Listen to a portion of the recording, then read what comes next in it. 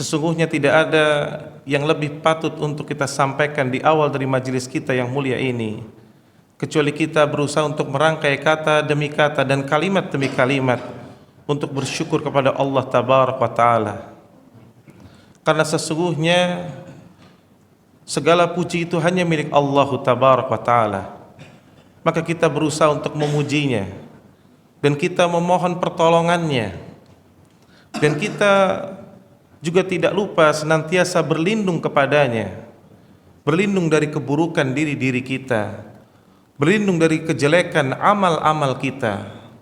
Karena sesungguhnya barang siapa yang Allah Tabaraka wa Ta'ala memberikan hidayah, petunjuk, taufiknya, maka sungguh tidak ada satupun manusia yang dapat menyesatkannya. Namun barang siapa yang telah Allah sesatkan, Allah yang telah sesatkan, maka tidak ada satupun manusia di permukaan bumi ini, secerdas apapun dia, yang bisa memberikan petunjuk sehingga dia kembali kepada siratal mustaqim. Dan kita senantiasa mengagungkan kalimat syahadah, yakni kita bersaksi dengan kesaksian yang jujur bahwa tidak ada sesembahan yang berhak disembah dengan benar kecuali Allah Tabaraka wa Ta'ala. Dan kita menjadikan, yakni bersaksi pula bahwa Rasulullah sallallahu alaihi wasallam merupakan hamba Allah dan utusannya yang patut untuk kita jadikan suri tauladan, yang pantas bagi kita menjadi contoh, uswah, agar kita mendapatkan rahmat di dalam hidup di dunia yang sebentar ini, dan insya Allah kita pun mendapatkan rahmatnya tatkala kita masuk ke dalam kehidupan akhirat. Allah Tabaraka wa Ta'ala ingatkan kepada kita, wahai manusia sekalian, bertakwalah kepada Allah. Kita diingatkan sebagai orang-orang beriman untuk bertakwa kepadanya dengan sesungguh-sungguhnya takwa, bukan takwa yang hanya di lisan, bukan takwa yang hanya dengan pakaian, tapi ketakwaan yang sungguh-sungguh.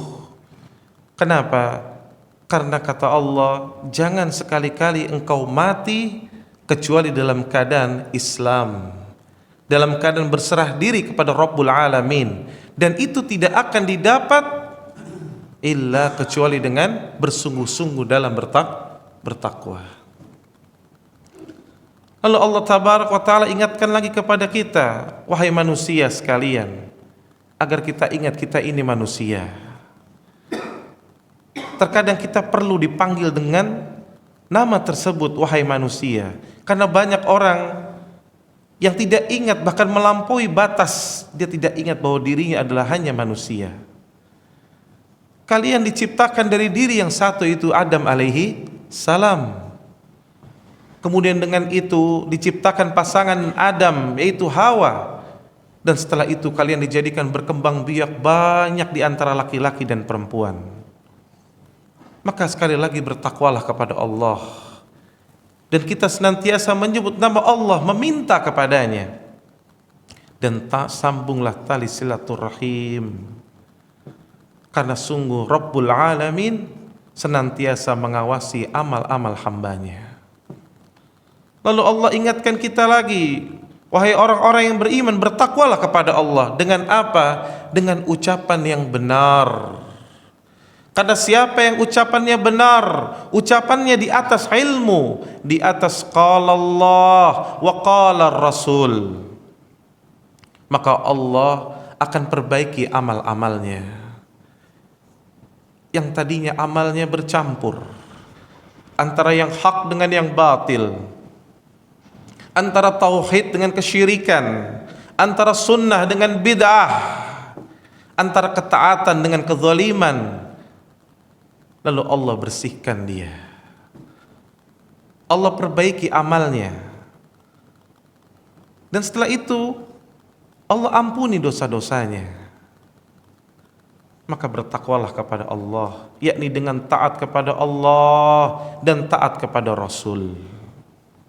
Maka siapa yang melakukan demikian, sungguh dia telah mendapatkan kemenangan yang besar. Ya. Nabi SAW ingatkan kepada kita, sebaik-baik perkataan yakni kitabullah, Al-Quran, maka hendaknya kita terus berpegang di atas Al-Quran. Dan sebaik-baik petunjuk untuk menjalankan Al-Quran yakni sunnah Rasulullah sallallahu alaihi wasallam. Maka jangan pernah berpaling dari sunnah Rasulullah sallallahu alaihi wasallam.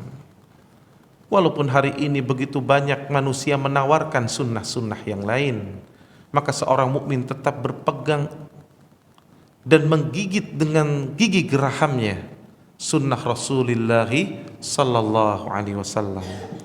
Karena kata Nabi, seburuk-buruk perkara dalam agama ini, dalam masalah ad-din, yakni perkara yang diada-adakan, yang tidak datang dari Nabi sallallahu alaihi wasallam dan tidak pula dari sunnah khulafa ar-rasyidin al-mahdiyyin.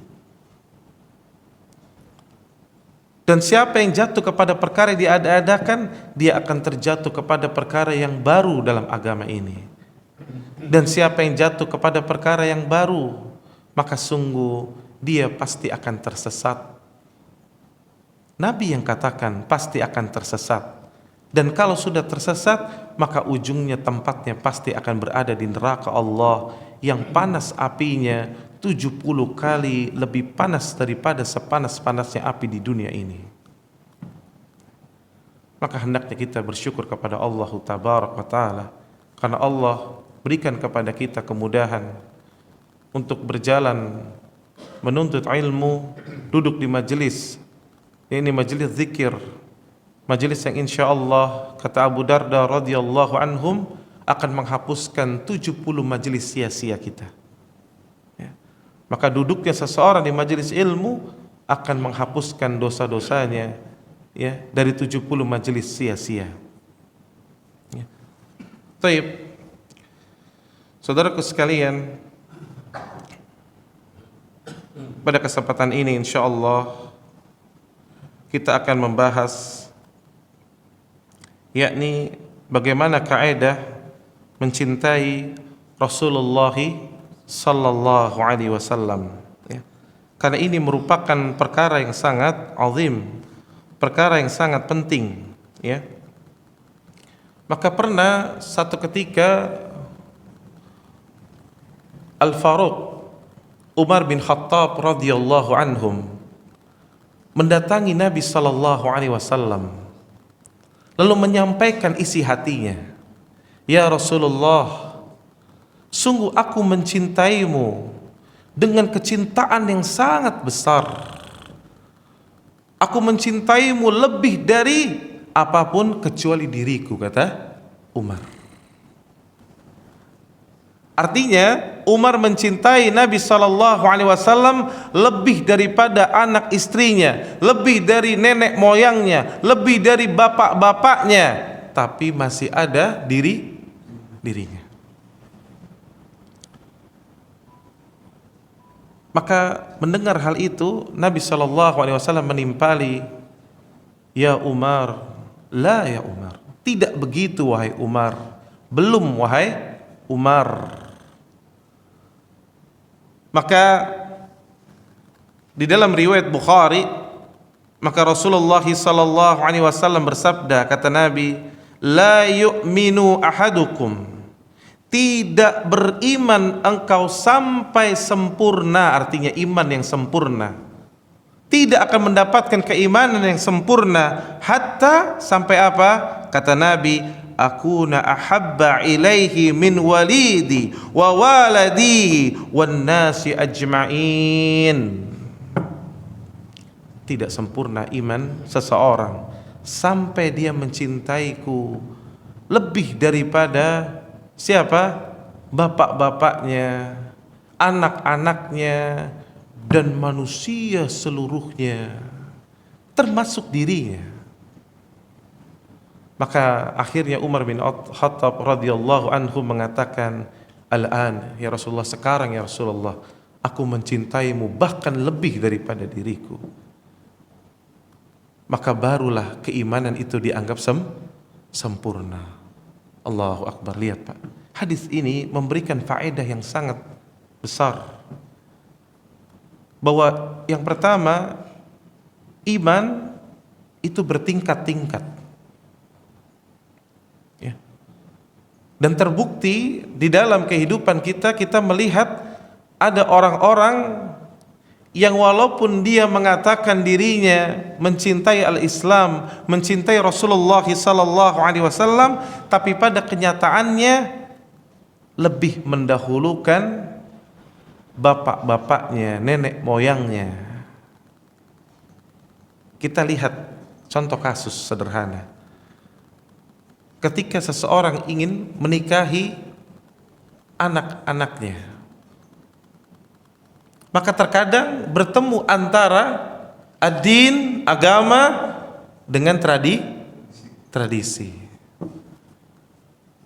Maka di situ kita akan melihat orang-orang yang Allah kokohkan imannya, dia akan lebih mengedepankan syariat daripada tradisi.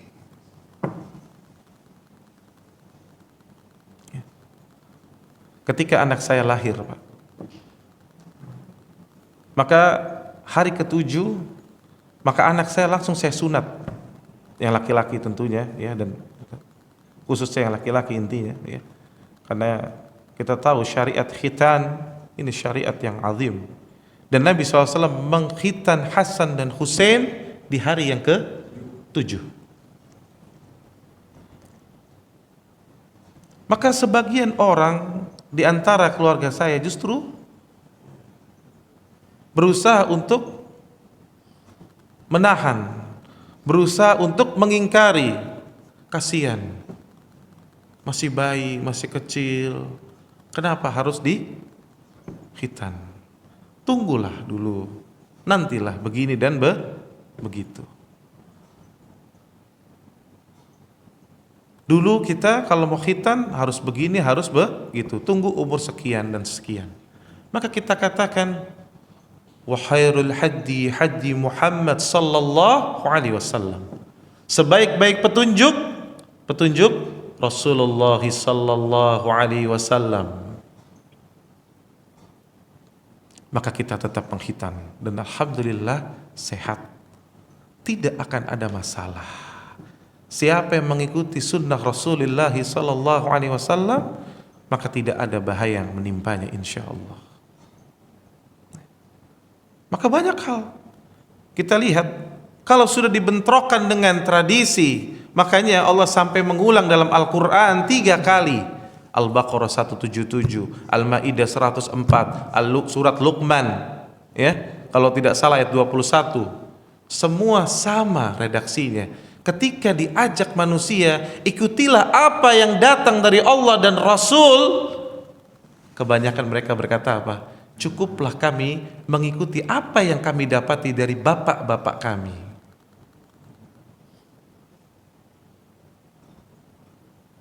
Maka kecintaan manusia kepada nenek moyang terkadang menghancurkan iman. Maka lihat, Abu Lahab pun ketika memasukkan syubhat kepada Abu Thalib, paman Nabi SAW, ketika mau wafat, apa yang dibawakan syubhatnya? Apakah engkau akan meninggalkan agama nenek moyang kita? Akhirnya bagaimana? Mati di atas kekufuran. Oleh karena itu al-Islam datang berusaha mengeluarkan manusia dari kegelapan, yakni taklid, mengeluarkan manusia dari ta'assub agar dia merdeka. Ya. Di zaman modern ini masih ada yang terkena sekolah sampai doktor, ada yang S2, Master of Science. Tapi ketika bicara kebiasaan nenek moyang yang bersifat tahyul, bersifat kesyirikan, bahkan masih diikutin nggak? Diikutin. Tapi siapa yang berpegang kokoh di atas qala Allah wa qala Rasul, maka dia akan keluar dari kegelapan menuju cahaya terang benderang. Allahu Akbar. Karena Islam itu mengajarkan manusia cerdas.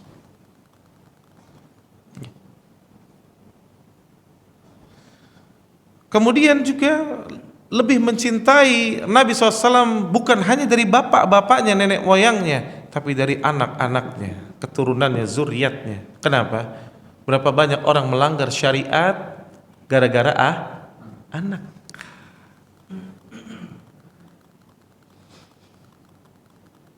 Sudah tahu ini nggak boleh, dilarang, anaknya rayu terus. Sekali aja Abi, sekali aja Umi, ya boleh ya Abi ya. Akhirnya dilakukanlah itu.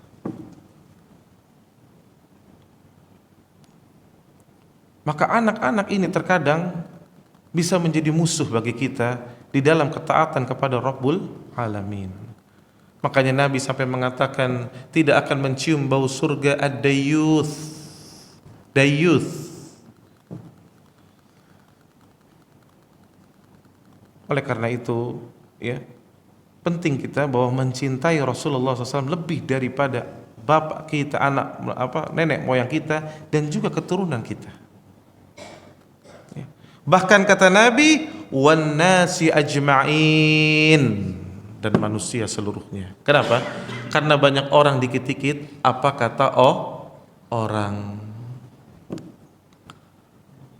Ya akhi, betul sih, ini yang sunnah begini, yang hak ini, tapi kalau ana nggak lakukan apa kata orang, nanti gimana dong orang ngomong. Akhirnya dia meletakkan perkataan manusia di atas perkataan Rasulullah sallallahu alaihi wasallam.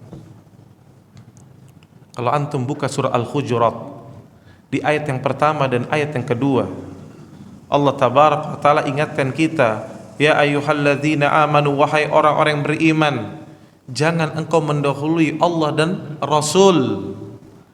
Di ayat yang keduanya, jangan kalian mengangkat suara kalian melebihi suara Rasulullah sallallahu alaihi wasallam. Kata Syekh Sya'di rahimallahu taala, kata beliau, lihat, kalau saja engkau tidak boleh mengangkat suara, artinya mengangkat intonasi suara. Ada orang mengangkat intonasi suaranya di hadapan Rasulullah, itu bisa menggugurkan amal-amalnya. Kata Syekh Sya'di, apalagi seseorang mengangkat pendapat manusia di atas pendapat Rasulullah sallallahu alaihi wasallam. Gak boleh. Maka kalau telah datang ucapan Nabi sallallahu alaihi wasallam, apa ucapan kita? Sami'na wa ata'na. Umar Pak pernah jalan, masuk jalan gang. Dia lihat ada kayak kita tuh talang, seperti talang air menghadap seperti. Lalu Umar katakan, wah ini kok ngadapnya kurang pas kayaknya nih. Umar naik ke atas, lalu diberikan ke arah yang lain. Lalu seorang sahabat berkata, wahai Umar, kenapa kamu rubah? Kamu nggak tahu siapa yang ngadepin siapa? Rasulullah sallallahu alaihi wasallam. Umar nggak pakai ngomong lagi Pak, langsung balikin lagi. Seret, udah turun. Nggak pakai bilang, mungkin Nabi salah nih. Ini kan anginnya ke sini, ini ininya ke sini, nanti airnya ke sini, nggak gitu. Nabi bilang langsung dibalikin. Udah, selesai.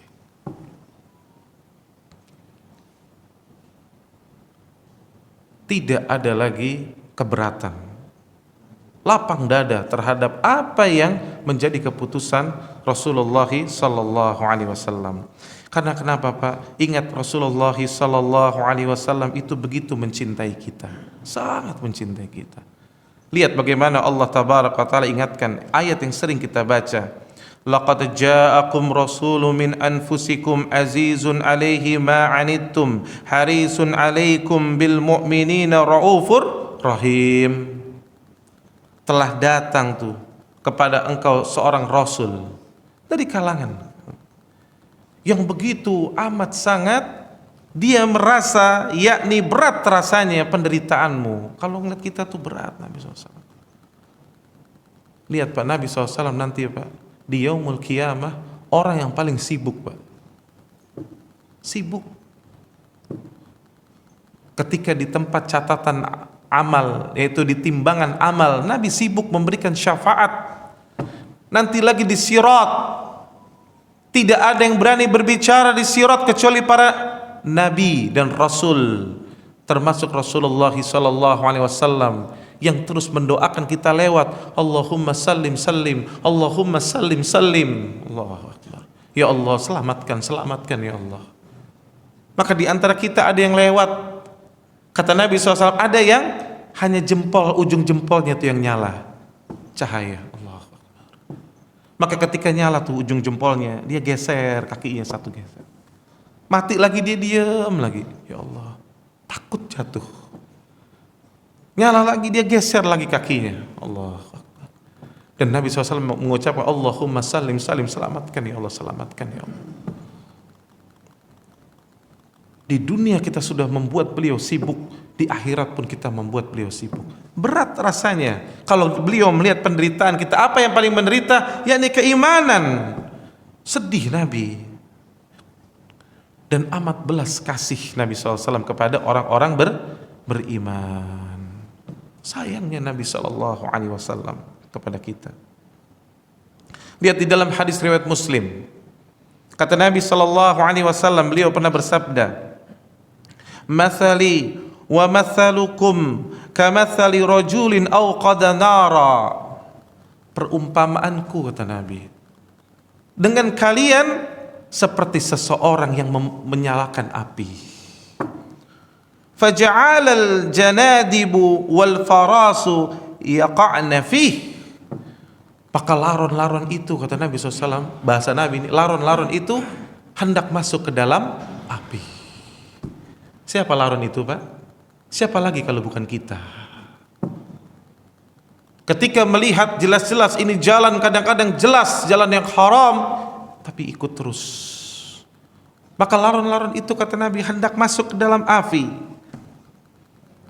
Lalu apa kata Nabi SAW? Aku berusaha untuk memegang ikat-ikat pinggang kalian. Allahu Akbar. Itu bahasa Nabi SAW. Aku berusaha untuk memegang ikat pinggang kalian supaya nggak masuk tuh ke dalam api. Tapi ternyata kata Nabi SAW, ternyata wa antum tafallatuna min yadi. Tapi sebagian terlepas karena lebih menyukai api itu. Allahu Akbar. Ya. Belum lagi tadi kita katakan bagaimana Nabi pernah bersabda, "Ana faratukum alal haud." Aku tunggu kalian di telagaku. Siapa yang memahami kaidah bahasa Arab, maka paham sekali maksud Nabi, "Ana faratukum alal haud", artinya Nabi sudah berada di sana lebih dulu. Menyiapkan kepada kita minuman yang lebih putih daripada susu, lebih manis daripada madu, dan lebih harum daripada kasturi. Dan siapa yang meminumnya, maka dia tidak akan pernah haus selama-lamanya, abadan. Artinya para ulama memberikan catatan bahwa siapa yang meminum air di telaga Nabi seolah-olah bisa dikatakan dia akan masuk ke dalam surga Allah. Kenapa? Tadi imam membacakan di ayat di rakaat yang pertama surah Al-A'raf, ketika penghuni neraka menyeru kepada penghuni surga meminta air. Kenapa? Haus. Sementara orang yang telah meminum air di telaga Nabi tidak akan haus lagi selama-lamanya. Lihat, Nabi menunggu kita, Pak. Iya, kita yang suka lupa dengan bersalawat kepadanya sallallahu alaihi wasallam, yang membutuhkan waktu belasan tahun untuk menerima sunnah Rasulullah sallallahu alaihi wasallam, yang suka masih membantah dengan akal ketika Nabi sallallahu alaihi wasallam bersabda, yang membutuhkan waktu puluhan tahun untuk memutuskan menutup hijab karena lebih mementingkan duniawiyah. Tapi Nabi terus menunggu kita. dan Nabi ambilkan dari cangkir-cangkir. Allahu Akbar. Antum bayangkan, kalau saja contohnya misalnya guru kita saat ini, salah satu mufti di Arab Saudi, Syekh Shalih Fauzan hafizallahu taala, kalau beliau menyuguhkan air seperti ini kepada ana misalkan, itu gimana perasaan ana? Masya Allah, seorang syekh, mufti, alim, kita disuguhkan dari tangan beliau, itu luar biasa perasaan kita. Bagaimana yang menyuguhkan kita? Rasulullah sallallahu alaihi wasallam. Allahu Akbar. Ana faratukum alal haud. Maka hendaknya kita memperhatikan perkara ini dengan benar. Taib, lihat perkataan Al-Imam Asy-Syafi'i rahimallahu taala dan yakni Ibnu Mubarak, ya. Beliau berkata, "Lau kana hubbuka sadiqan." Kata beliau, kalaulah cintamu itu jujur, cintamu itu tulus, benar adanya, la'ata'tahu innal muhibba liman yuhibbul muti'. Maka kata beliau, pastilah engkau akan mentaatinya, engkau akan mentaati dirinya, karena sesungguhnya yang mencintai akan taat kepada yang ia cintai. Itu kaedahnya kata Imam Syafi'i rahimahullah ta'ala. Kalau kamu betul cinta kepada Rasulullah sallallahu alaihi wasallam, maka hendaknya apa? Kalau cintamu jujur dan benar, engkau akan mentaati dirinya. Ya, bukan menyelisihinya. Ya. Maka lihat, berkata lagi Al-Qadi Iyad rahimallahu ta'ala, kata beliau, i'lam, ketahuilah bahwa seseorang yang mencintai sesuatu, kata beliau, maka ia akan mengutamakan, yakni mengutamakan kecocokan dengannya. Dia berusaha mencocokkan dirinya dengan apa yang ia cintai. Kalau tidak demikian, kata beliau, maka sungguh orang itu hanya mengaku-ngaku saja. Maka kalau kita mencintai Rasulullah sallallahu alaihi wasallam, maka hendaknya kita yang paling awal mencocokkan diri kita dengan Rasulullah sallallahu alaihi wasallam. Bagaimana akidah Rasulullah sallallahu alaihi wasallam, begitulah akidah kita. Apa yang beliau ucapkan, maka itu yang kita ucapkan. Apa yang beliau diam, maka kita diam. Apa yang beliau melangkah di atasnya, maka kita pun melangkah di atasnya. Dan apa yang beliau diam, berhenti, maka kita pun tawakuf, berhenti.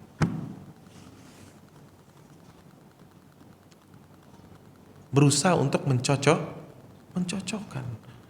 Bagaimana akidah Rasulullah sallallahu alaihi wasallam, maka kita berusaha berakidah seperti akidah Rasulullah sallallahu alaihi wasallam.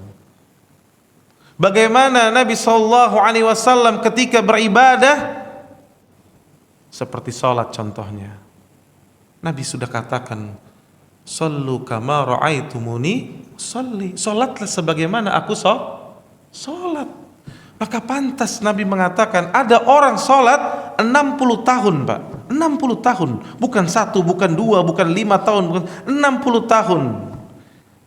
Lam yuqbal, tidak diterima salatnya satu pun. Satu pun gak diterima. 60 tahun. Ini keluar dari sabda Nabi sallallahu alaihi wasallam, dan kita tahu Allah telah katakan, "Wa ma yantiqul 'anil hawa in huwa illa wahyu yuha." 60 tahun salat, tidak satu pun diterima. Apa gak takut kita? Berapa banyak orang nanti di alam kubur, di alam barzakh, malam pertama di alam kubur, ternyata amalnya salah, ternyata akidahnya salah, ternyata ibadahnya salah, ternyata muamalahnya salah. Ya Allah, dan gak bisa balik lagi. Maka pantas penghuni kubur itu mengatakan, irji'un, ya Allah, kembalikan aku ke dunia sebentar saja untuk melakukan amal soleh yang berlainan, yang dulu aku anggap amal salih ternyata salah. Ya. Maka hendaknya seorang mengutamakan kecocokan.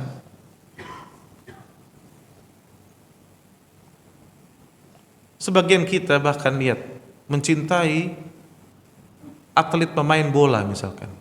Nomor berapa itu biasanya? Nomor 10. Ada nomor yang lain nggak? Itu saking ingin mencocokkan, dia beli juga bajunya nomor 10. Apa itu buktinya? Kenapa melakukan itu? Karena cinta dia. Dia tahu tuh, oh si fulan ini lahir tanggal sekian, dulu yang latih sekian, dia pernah di klub ini, klub ini, klub ini, klub ini. Sampai gajinya bayarannya berapa dia tahu. Anak-anaknya siapa dia tahu. Tapi sekarang kita tanya coba, siapa yang hafal di sini anak-anak Nabi Sallallahu Alaihi Wasallam? Anak Nabi ada berapa, Pak? Terjadi perselisihan. Istri Nabi ada berapa, Pak? Terjadi perselisihan juga. Coba bayangkan. Ya. Ini jelas, lihat. Ya.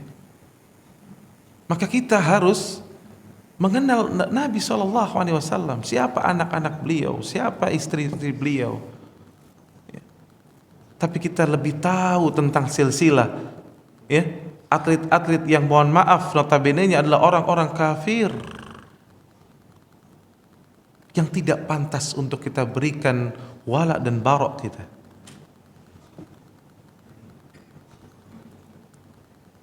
Ya.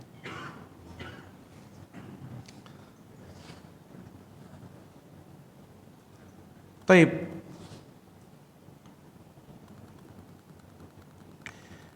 Kata Qadi Al-Iyad,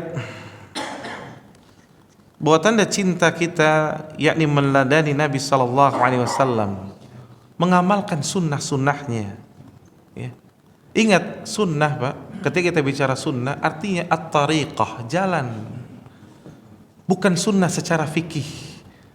Kalau diamalkan dapat pahala, ditinggalkan tidak berdosa. Tapi sunnah yang dimaksud at-tariqah, jalannya Nabi SAW. Dan Nabi telah mengatakan nanti di akhir zaman terjadi perpecahan yang sangat luar biasa. Apa solusinya? Silakan pilih mana yang kita mau gitu. Lah, kata Nabi, alaikum bis sunnati. Wajib atas kalian berpegang di atas sunnahku dan sunnah khulafa ar-rasyidin al-mahdiyin, yakni sunnahnya para sahabat Nabi SAW yang tertunjuki. Ini yang kita pegang. Maka perbuatan kita, perkataan kita, adab-adab kita, ikuti sunnah Rasul itu, Pak, ikuti. Bagaimana kita sama istri kita contohnya, ikuti bagaimana Rasul. Contoh, kita cocokkan diri kita. Oh, Nabi kalau sama istri gimana ucapannya, kata-katanya. Nabi pernah diberikan ucapan yang tidak menyenangkan dari istrinya. Sahih, pernah. Kalau antum baca kitab-kitab sirah, antum akan temukan perkataan istri Nabi yang menyakitkan Nabi ada. Tapi bagaimana? Apakah Nabi meninggikan suaranya lagi? Nah, Nabi terkadang diam, terkadang hanya senyum. Beda sama kita. Istri lagi ngambek, kita malah marah. Pecahlah airnya rumah tangga. Sabar. Nabi gimana? Sabar Nabi SAW. Kata Anas bin Malik sampai-sampai aku 10 tahun di rumah Nabi SAW, tidak pernah Nabi mengatakan kenapa kamu lakukan ini, kenapa kamu lakukan itu. Bagaimana Nabi kasih sayangnya terhadap seorang gulam, seorang anak kecil, dan itu membekas. Lihat Nabi mendidik Abdullah bin Abbas radhiyallahu anhum ketika kecil, ya gulam, dipanggil sama Nabi dengan panggilan yang indah. Kalau engkau meminta, mintalah kepada Allah. Oh, yang diajarkan apa tahu? tauhid. Artinya kita cocokkan diri kita. Berapa banyak kita mengajarkan kepada anak-anak kita, kita elus kepalanya, lalu kita katakan, wahai anakku, kalau engkau minta, mintalah kepada Allah. Maka kita tanamkan akidah. Begitu Nabi SAW. Lihat Nabi bagaimana sama tetangganya. Bagaimana Nabi menjenguk orang yang sakit. Bagaimana Nabi bersikap kepada masyarakat. Contoh. Jadikan Nabi uswah. Contoh Nabi SAW. Maka inilah, ya. Begitu pula ekonomi, berekonomi. Lihat Nabi, apa yang Nabi lakukan dengan ekonomi. Bagaimana cara Nabi hidup. Maka itu yang kita ikuti. Cocokkan diri kita dengan Nabi SAW. Bukan menyelisihinya. Karena Nabi SAW telah bersabda dalam hadis riwayat Muslim, "Man amila amalan laisa alaihi amruna fahuwa rad." Siapa yang beramal, kata Nabi, dalam perkara agama, ya, ibadah. Siapa yang beramal dengan suatu amalan yang tidak pernah datang dari kami, kata Nabi, enggak kami rekomendasikan, enggak dibenarkan Nabi, enggak diperintahkan Nabi, lalu engkau melakukannya, fahuwa rad, maka amalan itu pasti akan tertolak. Nabi yang katakan. Kenapa? Karena agama ini telah sempurna. Yang pertama, al-yawma akmaltu lakum dinakum, Allah yang katakan dalam surah Al-Maidah. Yang kedua, Nabi diutus untuk menjadi uswah, menjadi suri tauladan. Maka cukuplah Nabi. Tidak boleh seseorang mengambil contoh yang lain. Maka aneh ketika ada seorang beribadah, melakukan satu ibadah, kita tanya, apakah Nabi SAW telah merekomendasikan ibadah ini? Kata mereka tidak. Tapi kan ini baik.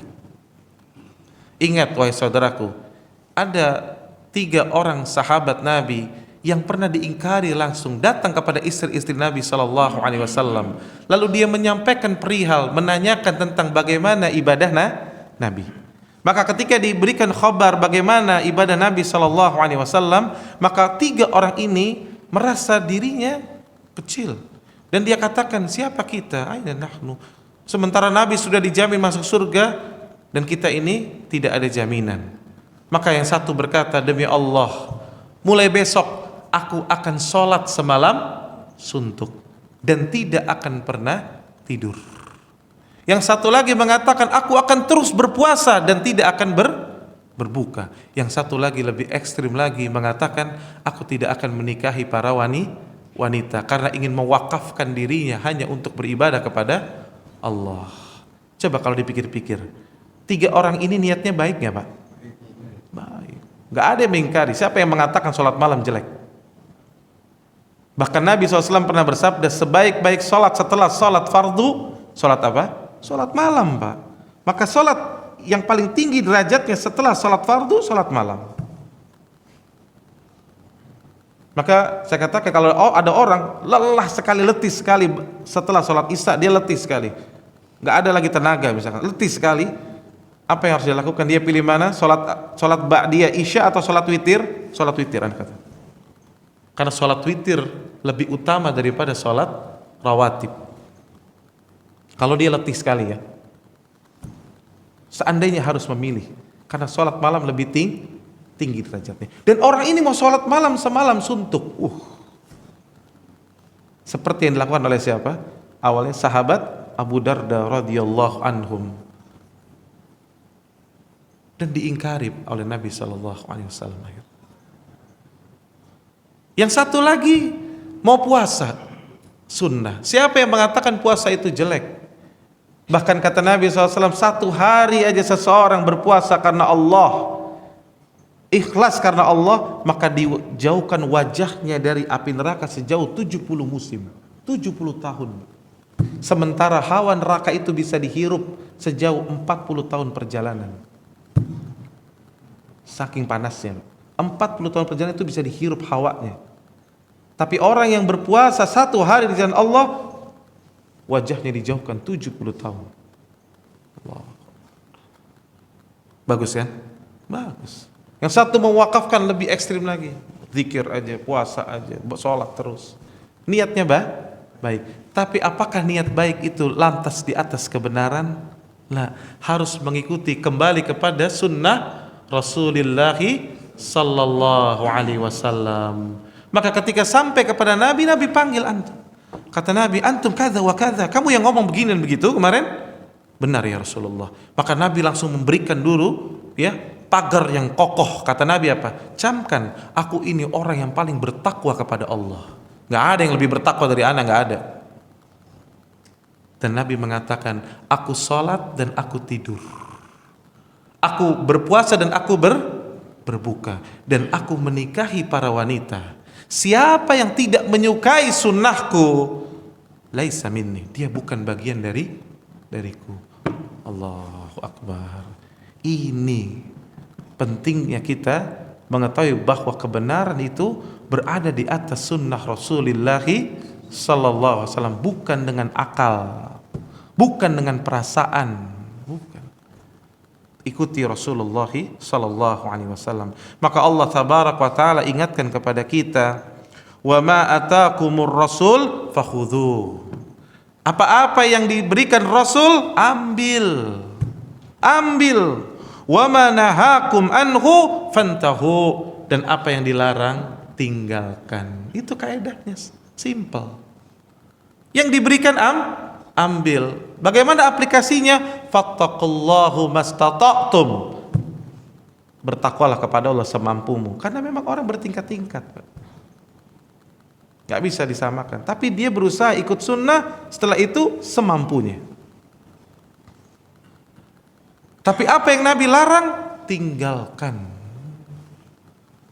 Makanya termasuk tadi hadis yang kita bacakan di awal, man amila amalan laisa alaihi amruna fahuwa rad.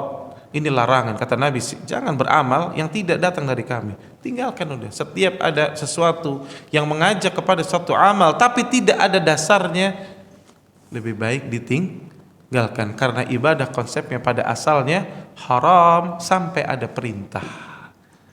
Ya. Dan Allah tabarak wa ta'ala di dalam mushaf kita Al-Quran itu menyebutkan untuk mentaati Rasulullah SAW itu diulang sampai 33 kali di 33 tempat. Apa maknanya? Saking pentingnya, dan mengingatkan manusia yang suka lupa bahwa taat kita kepada Nabi SAW itu sesuatu perkara yang sangat penting. Lihat di dalam firman Allah surat An-Nisa, kata Allah tabaraka wa taala di ayat yang ke-80, may yuti'ir rasul faqad ata Allah. Kata Allah tabaraka wa taala, siapa yang taat kepada Rasulullah sallallahu alaihi wasallam, maka sungguh dia telah taat kepada Allah. Lihat apa komentar dari Al-Imam Syafi'i rahimallahu taala, kata beliau, hadhihi ayat, bahwa ayat ini, kata beliau, mengajarkan kepada kita bahwa engkau membaiat dirimu kepada Nabi sallallahu alaihi wasallam itu sama dengan engkau berbaiat kepada Allah tabaraka wa taala dalam perkara ketaatan. Maka mafhum mukhalafah, pemahaman kebalikannya, siapa yang menyelisihi Rasul, sungguh dia telah durhaka kepada Rabbul Alamin.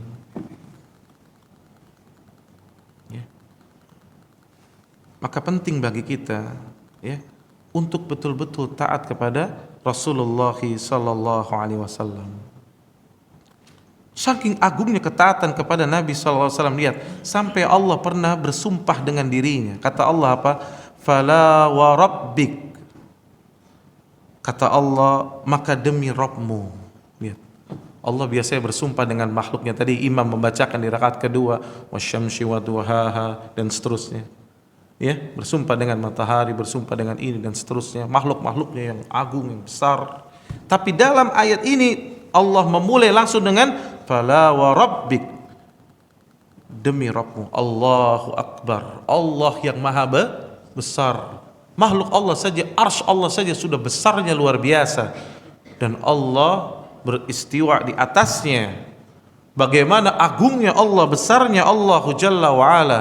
Maka Allah bersumpah dengan dirinya, fala wa rabbik. Apa kata Allah? La yu'minuna hatta yuhaqqimuka. Tidak beriman kalian sampai engkau menjadikan Muhammad itu sebagai hakim. Allahu Akbar. Lihat, saking agungnya Nabi Sallallahu Alaihi Wasallam. Allah bersumpah, membuka ayatnya dengan bersumpah. Apa kaidah bersumpah dalam bahasa? Untuk menguatkan. Padahal Al-Quran tanpa sumpah Allah hakun nggak? Hakun. Seluruh isi Al-Quran benar adanya. Tanpa Allah bersumpah sudah benar, sudah kokoh. Tapi demi menyampaikan masalah ini, ketaatan kita kepada Rasulullah Sallallahu Alaihi Wasallam, Allah menambahkan di awalnya dengan sumpah. Surat An-Nisa di ayat ke-65. Salah satu murid Al-Imam Syafi'i yang bernama Al-Humaydi rahimallahu taala, beliau pernah berkata, kami pernah berada di sisi Imam Syafi'i rahimallahu taala. Ini menandakan para murid ya perlu yakni mengikuti gurunya ya. Maka para ulama menjelaskan ya, yang lebih tinggi derajatnya daripada ngaji ya, antum nih kita ini ngaji kajian ya, tapi yang lebih tinggi yaitu berguru. Ini yang didapati oleh para sahabat Nabi SAW, para tabi'in, tabi'ut tabi'in. Berguru itu ngintilin, Pak. Maka dia akan mendapatkan faedah. Lihat bagaimana para ulama bersikap, bagaimana dia bicara, bagaimana dia berjalan, bagaimana dia muamalahnya, sehingga kita mendapatkan pelajaran yang tidak ada di bangku sekolah ya. Maka Al-Humaydi mengikuti Imam Syafi'i rahimahullahu taala. Lalu kata Al-Humaydi, beliau melihat ada seorang ada seorang laki-laki, datang seorang laki-laki mendatangi beliau lalu bertanya tentang satu perkara, satu masalah. Maka ketika dia menyampaikan masalahnya, dia tanya, bagaimana masalah ini wahai Syekh? Kata Imam Syafi'i rahimahullahu taala, qala Rasulullah sallallahu alaihi wasallam kaza begini disampaikan oleh Imam Syafi'i. Lalu orang itu berkata, ya Syekh, iya itu sabda Nabi sallallahu alaihi wasallam. Kalau pendapatmu bagaimana wahai Syekh? Bagaimana pendapatmu tentang perkara ini? Apa kata Imam Syafi'i? Ya subhanallah. Ya, ungkapan subhanallah ini untuk suatu ungkapan yang aneh. Kadang-kadang melihat suatu pertanyaan yang aneh, kata beliau, ya subhanallah, apakah kamu sedang melihat aku berada di gereja? Imam Syafi'i langsung bilang, antum melihat ana lagi di gereja? Atau antum melihat ana sedang berjual beli? Allahu Akbar. Kenapa? Aku berkata qala Rasulullah sallallahu alaihi wasallam, lalu engkau tanya bagaimana pendapatku? Ini Pak, manhajnya Al-Imam Syafi'i rahimallahu taala. Kalau telah jelas datang dari Nabi sallallahu alaihi wasallam, tidak boleh mengangkat pendapat manusia. Imam Syafi'i, ilmu kita berapa dari Imam Syafi'i? Seujung kukunya juga enggak ada. Tapi Imam Syafi'i tidak berani berpendapat, berfatwa ketika telah jelas beliau katakan qala Rasulullah sallallahu alaihi wasallam. Ini kecintaan Imam Syafi'i rahimahullah taala kepada Nabi sallallahu alaihi wasallam. Baik. Kita lihat lagi riwayat yang lain. Al-Imam Malik, Imam Malik bin Anas rahimahullah taala. Beliau adalah gurunya Al-Imam Asy-Syafi'i rahimahullah taala. Imam Darul Hijrah. Imam yang memiliki kitab Al-Muwatta. Ya, kitab-kitab. Ini kitab hadis, ya. Imam Malik pernah mengatakan, kata beliau apa? Kullama ja'ana rajulun ajdalu min rajulin aradna an naruddama ja'a bihi Jibril illa an-nabi sallallahu alaihi wasallam. Allahu Akbar. Lihat bagaimana akidah beliau. Kata beliau, apakah setiap kali ada yang datang kepadamu, orang yang pandai berdebat, orang yang pandai beretorika, orang yang pandai ngomong, lalu kita hendak menolak sesuatu yang dibawa oleh Jibril kepada Muhammad sallallahu alaihi wasallam? Allahu Akbar. hari ini terjadi. Sahih? Sahih. Datang orang pintar berretorika ngomong, ya itu kan 1500 tahun yang lalu. Ya kan? Zaman sudah maju. Kita jangan masa mau balik ke zaman onta. Dan lihat orang-orang munafik, Pak. Ya, kita pernah bahas di sini, jangan-jangan aku munafik. Apa salah satu ciri mereka kata Allah? Mereka ucapannya tuh elegan, indah, seperti kayu yang bersandar. Enak dilihatnya. Lihat kalau orang munafik ngomong tuh enak, Pak. Kayaknya bener, kayaknya apa? Menyatukan seluruh aspek, ya. Jangan berpecah belah. Antum ngapain sih haji jauh-jauh? Hah? Ke Mekah jauh, ngabisin uang. Kita ke Monas saja, sama. Yang penting niatnya. Kita ke Monas, kata mereka, orang-orang munafik, orang-orang liberal. Kita lebih baik ke Monas. Wukuf di situ di bawah pohon enak, ya kan? Allah astagfirullah. Mereka meninggalkan salat dengan firman Allah, Inna salata tanha 'anil fahsya'i wal munkar. Sesungguhnya salat itu untuk mencegah perbuatan fahsya dan mungkar. Dan kalau kita sudah sampai tujuannya, kata dia, tidak melakukan fahsya, tidak melakukan kemungkaran, maka tujuan salat telah tercapai. Bagi orang-orang yang jahil, orang-orang awam, apa kata mereka? Benar juga ya. Kan gitu. Maka kata Imam Malik, apakah setiap datang ada orang yang pandai ngomong, pandai berdebat, terus kita tinggalkan apa yang dibawa oleh Muhammad sallallahu alaihi wasallam? Ya akhi, hati-hati, ya.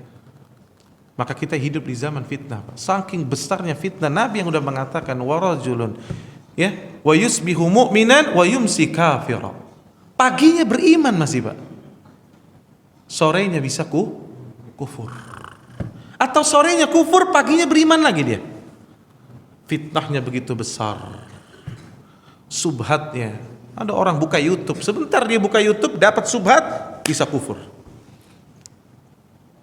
Sebentar aja.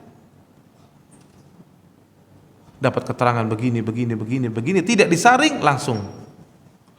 Maka ini zaman penuh fitnah. Maka hendaknya kembali kepada sunnah Rasulullah sallallahu alaihi wasallam, ya. Baik.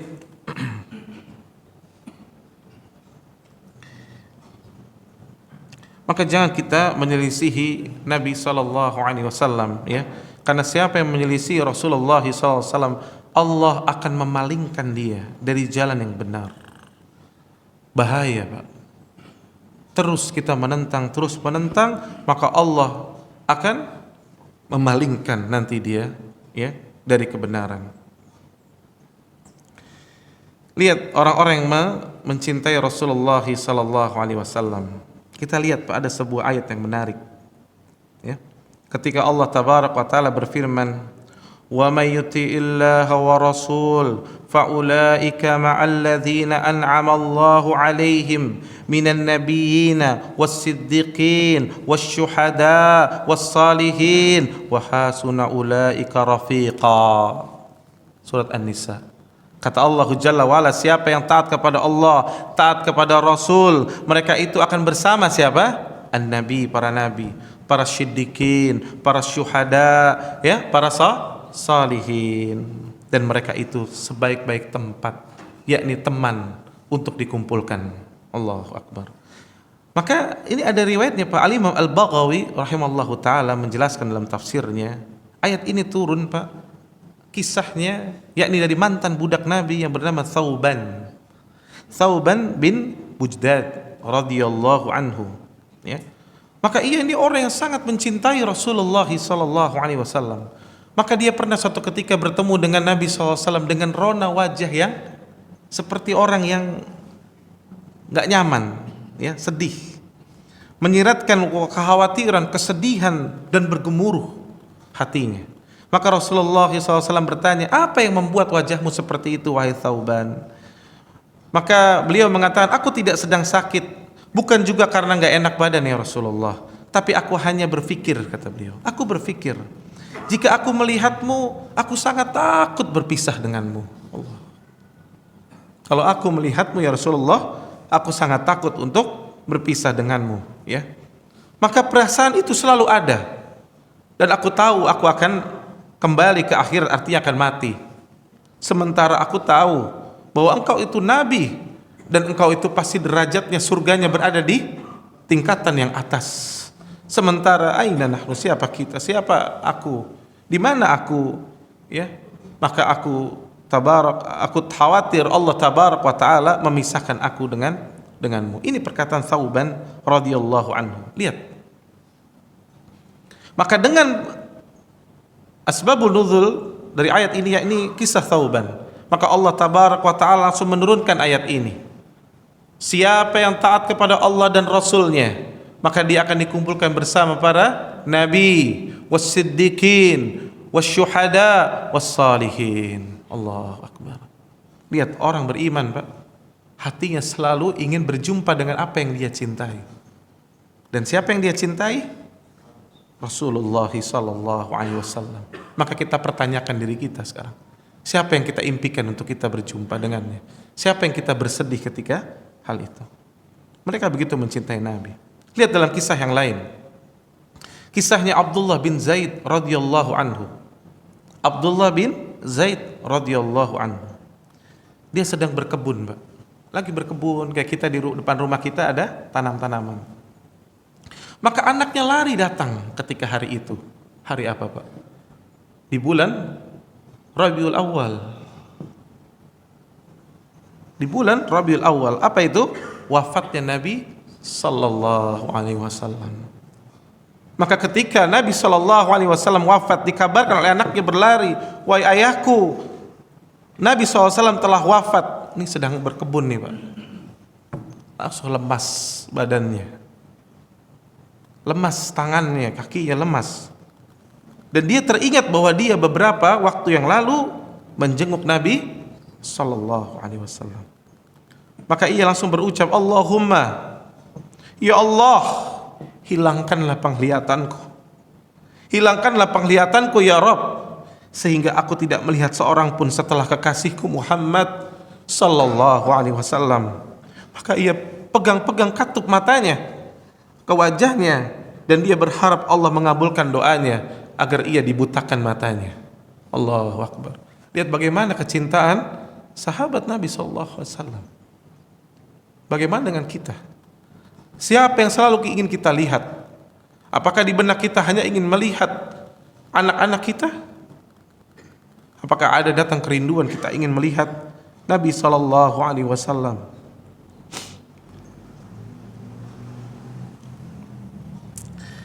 Lihat lagi kisahnya Bilal bin Rabah radhiyallahu anhu, sahabat Nabi, sahabat jalil yang berasal dari Habasyah, muadzinnya Rasulullah sallallahu alaihi wasallam, dan cintanya begitu besar tumbuh kepada Nabi SAW sampai maut, ajal akan menjemputnya.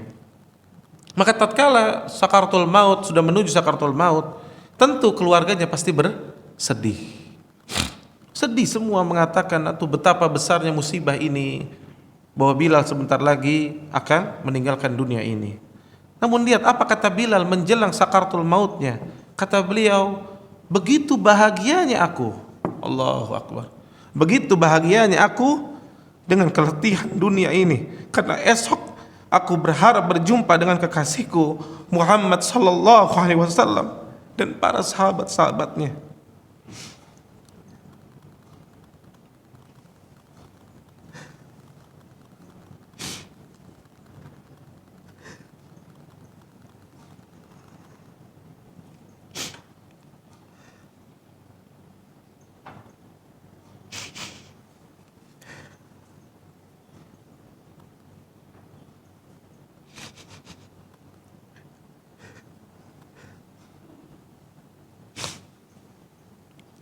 Sementara kita hari ini lebih takut kepada mati dan lebih menyukai duduk-duduk bersama manusia belakangan.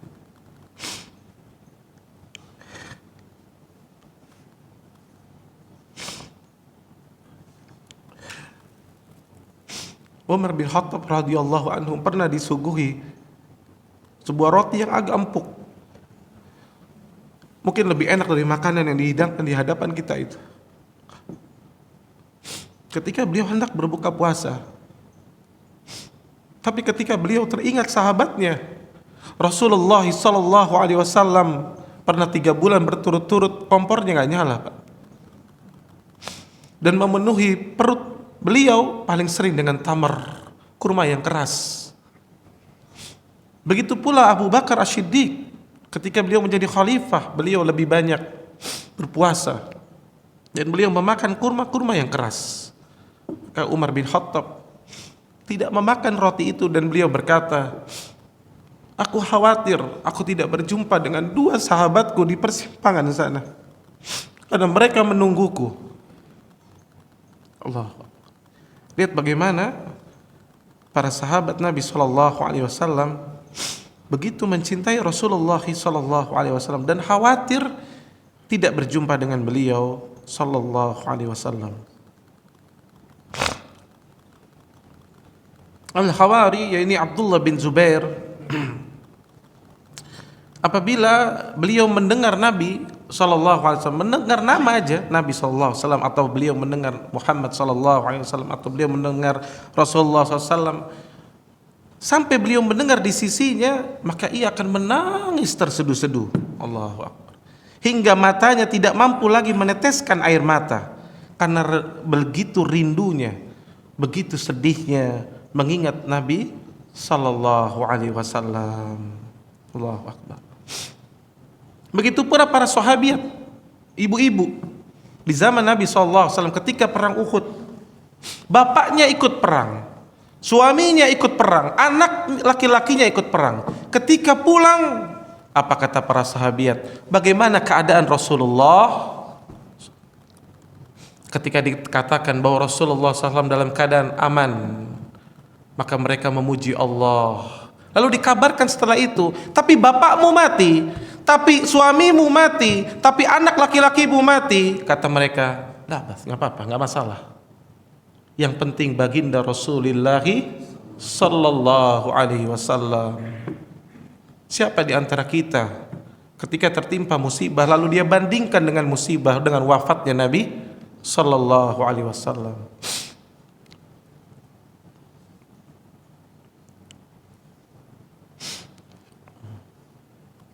Maka lihatlah ya bagaimana Nabi Sallallahu Alaihi Wasallam ya dicintai oleh para sahabat. Kenapa? Karena begitu memahaminya para sahabat keimanan, kesempurnaan iman dengan mencintai Rasulullah Sallallahu Alaihi Wasallam. Amr bin Al-As radhiyallahu anhu mengatakan, tidak ada seorang pun yang lebih aku cintai daripada Rasulullah SAW. Saking cintanya dan aku muliakan, aku nggak pernah tuh melihat Nabi seperti ini tuh, melihat dari ujung muka sampai kepala berani ngeliatin Nabi terus enggak. Tidaklah beliau tuh lewat kecuali aku menundukkan kepalaku. Artinya menundukkan bukan ruku ya, tapi menundukkan, tidak berani melihat. Maka kata Amr bin Al-As, jangan pernah tanya kepadaku bagaimana rincian wajah Nabi SAW, pundaknya seperti apa, jangan. Kenapa? Karena aku yang paling khawatir, sehingga aku menundukkan dalam memandangnya, tidak berani memandang secara utuh. Lihat ini Amr bin Al-As, jangankan angkat suara, jangankan mengambil pendapat manusia, lihat aja nggak berani ya. Maka konsekuensi cinta kita kepada Nabi Sallallahu Alaihi Wasallam ya, maka hendaknya kita pikirkan dengan baik. Karena ada sebuah hadis kata Nabi, al-mar'u ma'a man ahab. Ingat, seseorang itu akan dikumpulkan bersama yang ia cintai. Ketika hadis ini sampai, kata Anas bin Malik radhiyallahu anhum, para sahabat bergembira, Pak. Kata para sahabat, tidak ada yang lebih menggembirakan kami setelah mendapatkan hidayah keislaman. Artinya seorang bisa masuk Islam itu luar biasa kegembiraannya.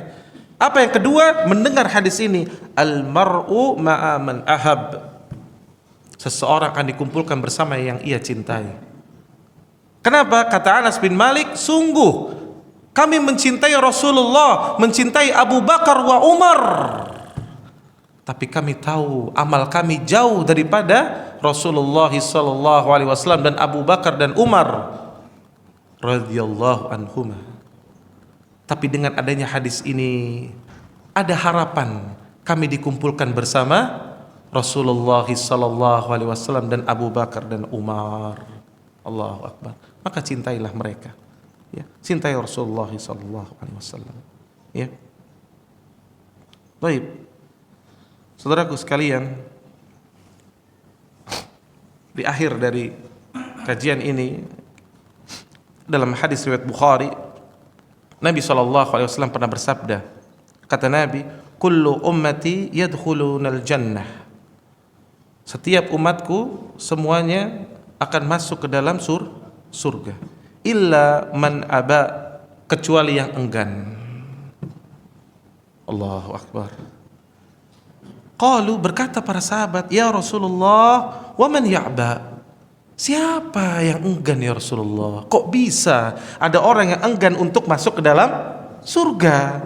Qal, berkata Nabi SAW, man ata'ani dakhalal jannah. Siapa yang taat kepadaku, kata Nabi SAW, maka dia akan masuk ke surga. Wa man asani, dan siapa yang menyelisihiku, menyelisihi sunnahku, faqad aba, sungguh dia telah enggan. Maka ini menjadi pesan untuk kita, mencintai Rasulullah SAW dengan mengikuti sunnahnya, dan mengikuti sunnahnya akan berdampak kita masuk ke dalam surga. Dan siapa yang menyelisihi sunnahnya, maka dia orang yang enggan untuk masuk ke dalam surga. Ya. Dan ingat, wahai saudaraku, sebentar lagi wajah-wajah yang ada di pagi hari ini, insya Allah nggak lama lagi, saya katakan nggak lama lagi akan masuk ke dalam liang 2x1. Ya, suka tidak suka, mau tidak mau, kita akan menemui lubang 2x1 itu. Ya. Dan ketika dimasukkan mayit kita ke dalam lubang itu, bukankah salah satu sunnah kita membaca Bismillah wa ala millati Rasulillah? Sahih? Sahih. Dengan nama Allah dan di atas millahnya Rasulullah sallallahu alaihi wasallam. Maka jangan sampai ini sekedar ucapan. Tapi tatkala kita hidup di dunia, kita betul-betul berada di atas isti'anah, mohon pertolongan Allah, bismillah, dan berada di atas millahnya Rasulullah sallallahu alaihi wasallam, bukan sekedar ucapan, tapi betul-betul berjalan di atas sunnah beliau sallallahu alaihi wasallam. Taib. Mungkin ini yang bisa Anda sampaikan pada perjumpaan kita ini. Mudah-mudahan Allah tabaraka wa ta'ala menambahkan ilmu kita, memberikan kebaikan kepada kita, dan Allah jalla wa ala menumbuhkan hati kita betul-betul di atas kecintaan kepada Rasulullah sallallahu alaihi wasallam. Dan mudah-mudahan kita yang hadir termasuk dari yakni umatnya yang akan mendatangi haudnya, dan Nabi SAW menyuguhkan kita langsung air dari telaganya, dan itu merupakan tanda insyaallah kita akan masuk ke dalam jannah. Dan mudah-mudahan Allah kumpulkan kita bersama Nabi sallallahu alaihi wasallam. Ya, baik. Ada pertanyaan? Fadhol. Waalaikumsalam warahmatullahi wabarakatuh.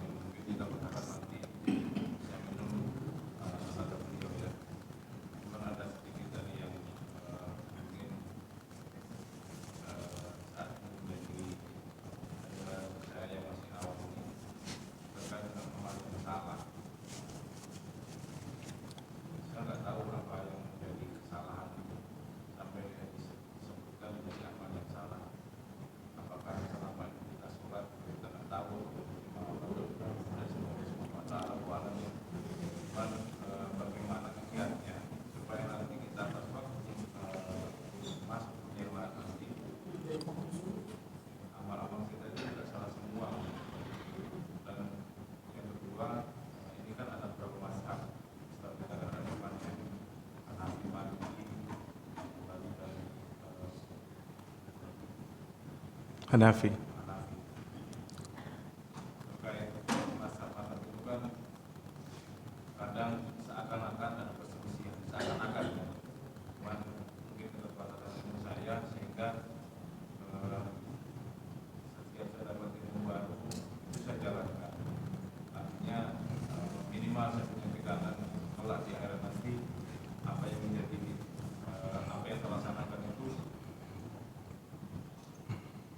ada sapinya yang bisa kita pegang.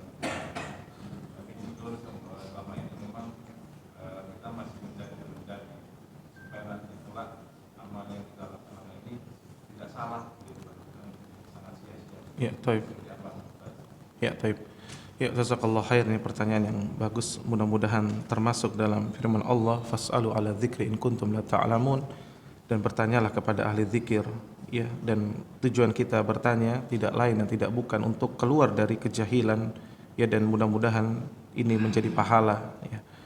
Taib. Yang pertama, bagaimana agar kita bisa mendapatkan amal-amal kita, yaitu amal yang benar dan jauh dari kesalahan. Maka al-jawab yang pertama, hendaknya seorang muslim, sebagaimana, ya, kaidah kita pernah membahas tentang apa itu muslim, yakni muslim itu artinya orang yang menyerah. Maka dia menyerah kepada Allah dan Rasulnya. Maka tatkala dia beragama pun, maka dia serahkan seluruh agama ini kepada Allah dan Rasulnya. Maka nanti insya Allah kapan kita akan bahas tentang kaidah tentang fikih dosa. Salah satu yang dianggap kenapa orang bisa melakukan dosa awalnya, karena dia telah merasa dirinya lebih pintar daripada Allah dan Rasulnya, yang akhirnya dia jatuh kepada kesalahan. Sebagaimana iblis mengatakan, aku diciptakan dari api sementara dia dari tanah. Maka iblis mengagungkan akalnya daripada perintah Allah. Disitulah letaknya terjadinya akhirnya kesalahan. Maka seorang muslim hendaknya dia taslim, dia serahkan dan dia yakin. Namun tentunya pertolongan Allah itu dibutuhkan. Maka setiap kita sholat, contohnya kita berdoa, ihdinas siratal mustaqim, siratal ladzina an'amta alaihim ghairil maghdubi alaihim waladdallin. Kita minta kepada Allah apa? Ya Allah, tunjukkan aku jalan yang lurus. Jalan yang lurus. Apa itu jalan yang lurus? Yakni jalannya Rasulullah sallallahu alaihi wasallam. Ketika Nabi SAW dalam surah Al-A'raf dijelaskan, ya, bahwa jalan yang lurus itu hanya satu. Dan Nabi menggaris-garis seperti tulang ikan, dan hadza subul, kata Nabi, dan ini jalan-jalan yang lain, dan setiap jalan ini ada penyerunya. Ada penyerunya. Bahkan ketika sahabat ada yang bertanya, ya Rasulullah, sifati kepada kami penyerunya seperti apa? Kata Nabi, mereka berbahasa dengan bahasa kita dan kulitnya sama dengan kulit kita. Artinya KTP-nya Islam juga, ngakunya ahlus sunnah juga, tapi ketika diajak kembali kepada wa ana hadza siratal mustaqim fattabi'u, dan inilah jalan yang lurus, tapi mereka malah mengambil jalan yang lain. Maka kita minta kepada Allah, ya Allah, tunjukkan aku jalan yang lurus. Apa jalan yang lurus? Kata Allah dalam surah Al-Fatihah tadi itu, yakni jalan yang Allah berikan nikmat. Orang-orang yang Allah berikan nikmat siapa? Tadi disebutkan para nabi, jalannya para nabi, asy-siddiqin, wasyuhada, wassalihin. Kan gitu. Dan bukan jalan-jalan al-maqdub. Siapa al-maqdub? Kata Nabi SAW melalui lisannya Abdullah bin Abbas, Yahudi. Bagaimana perihal Yahudi, Pak? Dia tahu, dia berilmu, tapi dia pilih-pilih. Mana yang cocok dengan hawa nafsu, itu yang dia ambil. Yang gak cocok, tinggalkan. Nah, ini cara gaya gini nih banyak kaum muslimin ngakunya Islam, tapi ketika ketemu hukum-hukum Allah dan Rasul, yang cocok mana yang cocok. Nah, yang gak cocok, oh ini jangan dulu deh, belum nanti aja. Ya Allah. Padahal Allah katakan, ya ayyuhalladzina amanu udkhulu fis silmi kafah. Masuklah ke dalam Islam secara total. Jadi bukan pilih-pilih. Masuk. Kemudian waladdallin, dan bukan termasuk orang-orang yang sesat. Siapa yang sesat kata Nabi? An-Nasara. Kenapa sesat Nasara, Pak? Karena mereka beribadah tanpa ilmu. Lihat mereka hari ini ibadahnya gimana contohnya? Ibadahnya kalau hari Ahad mereka gimana?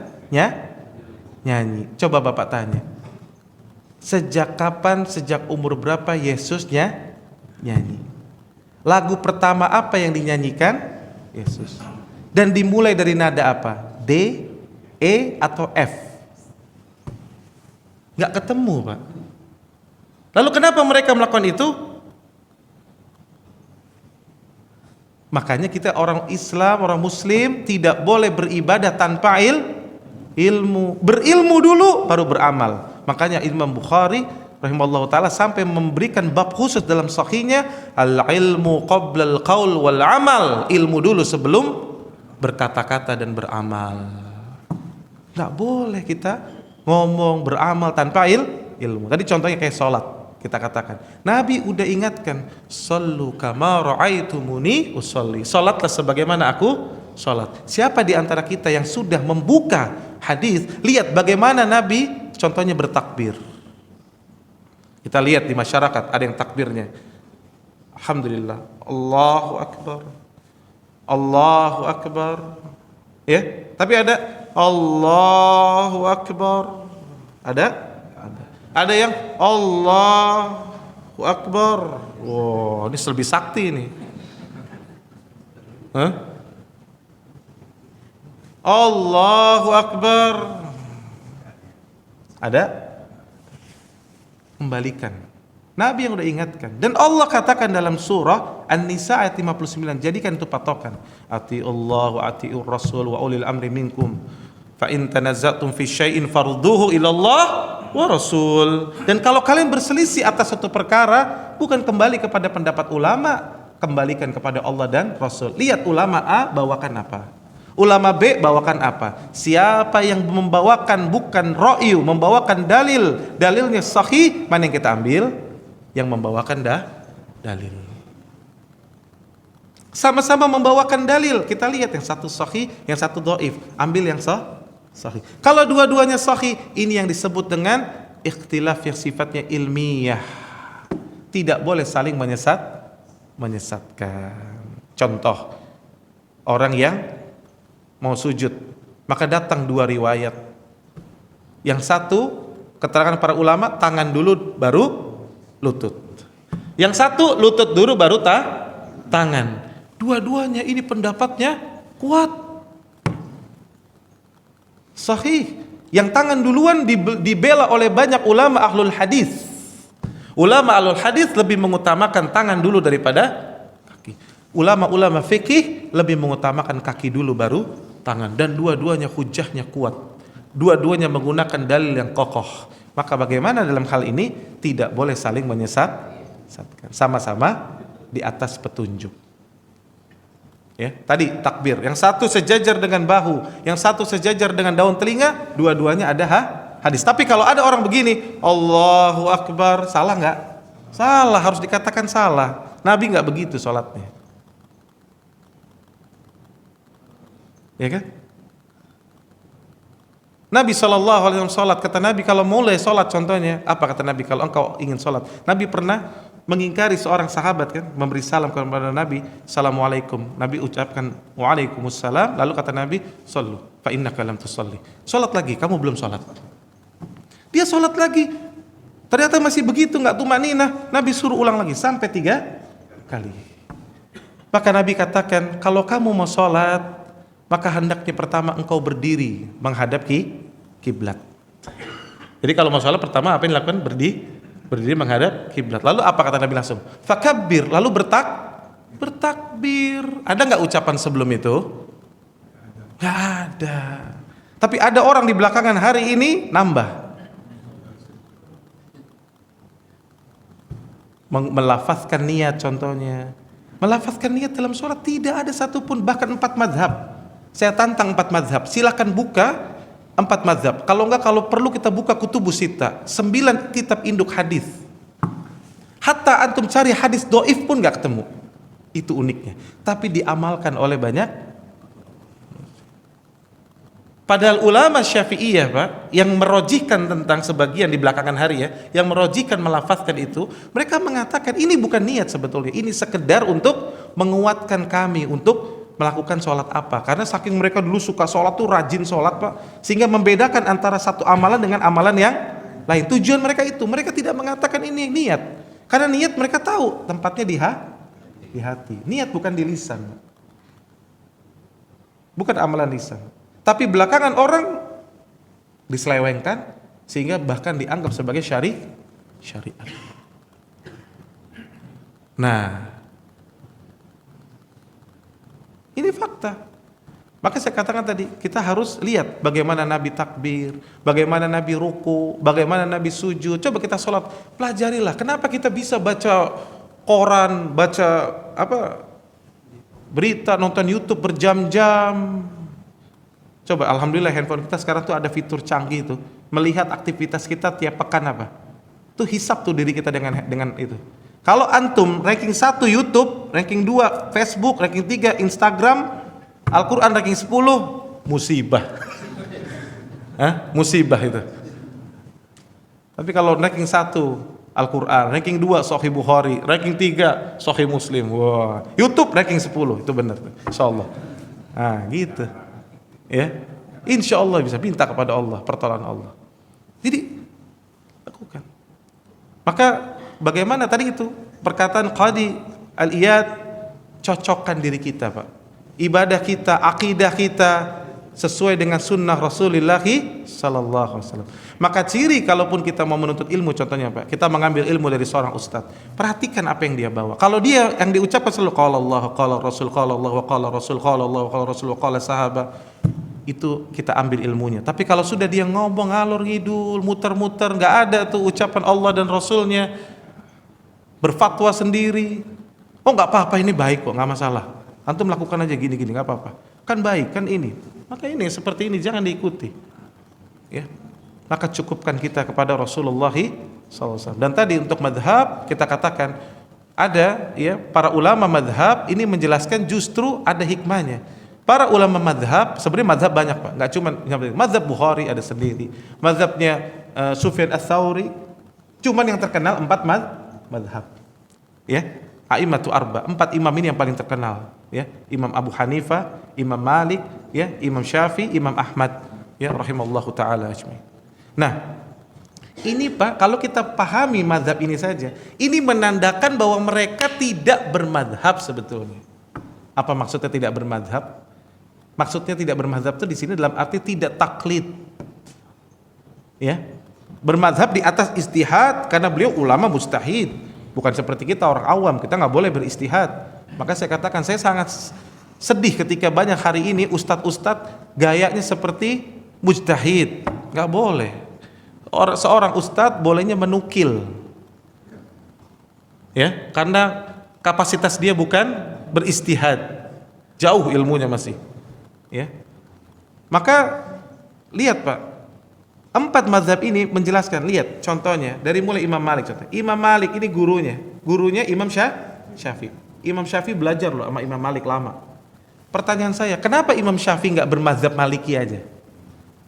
Kan gurunya itu, betul nggak? Tapi Imam Syafi'i setelah belajar, dia melihat ada yang lebih kuat pendapatnya, maka dia mengambil pendapat sendiri, artinya mengambil pendapat dari Nabi SAW dan dari para sahabat yang lainnya, dari keterangan-keterangan athar, sehingga berdiri di atas ijtihad yang didasari oleh qala Allah wa qala Rasul wa qala sahabat. Maka Imam Syafi'i, karena Imam Syafi'i ini Pak, ini paling ajib, beliau belajar dari Imam Malik, lalu belajar juga dengan Abu Yusuf, ini salah satu muridnya Abu Hanifah, sehingga ilmunya bisa keluar di situ nanti kaidah-kaidah usul fikih. Makanya Imam Syafi'i ini jasanya besar sekali mengeluarkan ilmu kaidah-kaidah usul fikih. Nah, Imam Syafi'i punya murid lagi Pak, Imam Ahmad rahimallahu taala.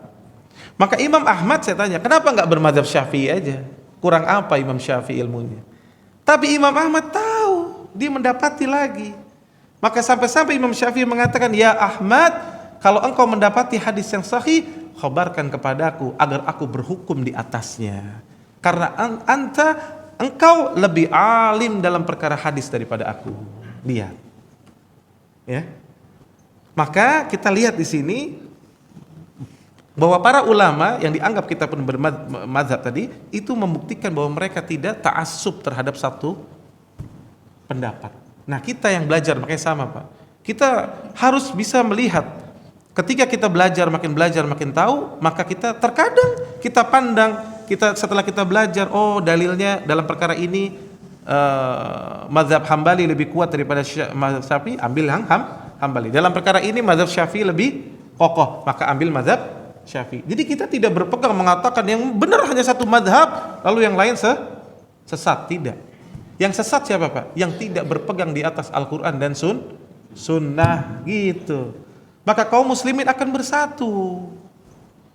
Maka lihat, Pak, bahwa kalau yang pernah belajar di Madinah, ya Pak, di Mekah, itu mereka diajarkan, Pak, contoh satu masalah misalkan, masalah ini A, berkata Syafi'i, berkata Ahmad, berkata Syekhul Islam, berkata ini, banyak perkataan, lalu dikatakan adapun pendapat ini, mazhab ini dalilnya ini, pendapat ini dalilnya ini, pendapat ini dalilnya ini, baru nanti yang roji ke sini.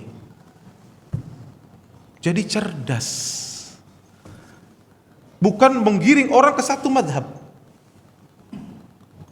Nah, ini keliru. Jadi di satu sisi mazhab, iya penting. Ada orang-orang awam yang nggak ngerti sama sekali, apakah dia harus bermadhab? Iya, kalau dia nggak bisa apa-apa, kata Syekh Shalih Fauzan, dia harus bermadhab. Karena dia bodoh, jahil. Tapi kalau dia terus makin dia belajar, maka dia harus memandang mana yang kembali kepada Allah dan Rasul. Dan semua manusia bisa salah. Ya, semua manusia bisa salah. Ya. Contoh sederhana, kalau antum buka kitab kitabnya Imam Syafi'i. Maka Imam Syafi'i memberikan di situ fatwa, contohnya karena belum sampai kepada beliau. Ketika kata Imam Syafi'i, imam mengucapkan sami'allahu liman hamidah, maka kata Imam Syafi'i apa? Ucapkan juga sami'allahu liman hamidah. Tapi datang hadis Bukhari, ternyata kata Nabi, apabila engkau mendengar imam mengucapkan sami'allahu liman hamidah, qul, ucapkan apa kata Nabi? Rabbana walakal hamd. Tapi Imam Syafi'i dalam hal ini, ingat Pak, saya katakan tadi, kalau seorang mujtahid yang alim dengan sungguh-sungguh dia mengambil ilmu, menyampaikan ilmu, kata Nabi, yang salah tetap dapat satu pahala, kalau benar dapat dua pahala. Kenapa? Karena dia telah bersungguh-sungguh. Tapi kita sebagai orang yang belajar harus mengambil mana yang sahih, yang raji, itu lebih didahulukan. Ya, maka tidak boleh kita ta'assub madhabiyah. Antum tahu dulu di Mekah sedih zaman dulu, Pak. Madhab Syafi'i, imamnya sholat jadi imam. Selesai madhab Syafi'i, imamnya dari madhab Hambali. Habis itu madhab Hambali. Mau begitu lagi kita sholat di sini? Ente madhab apa? Hambali ya. Imam dulu, imam madhab Hambali maju.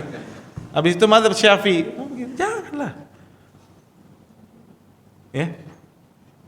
Kita harus keluar dari kejahilan dan menuju ya orang-orang yang mendapatkan petunjuk, insyaallah. Taib, ana rasa sudah cukup ya, khalas. Subhanakallahumma wa bihamdika asyhadu an la ilaha illa anta astaghfiruka wa atubu ilaik. Assalamualaikum warahmatullahi wabarakatuh.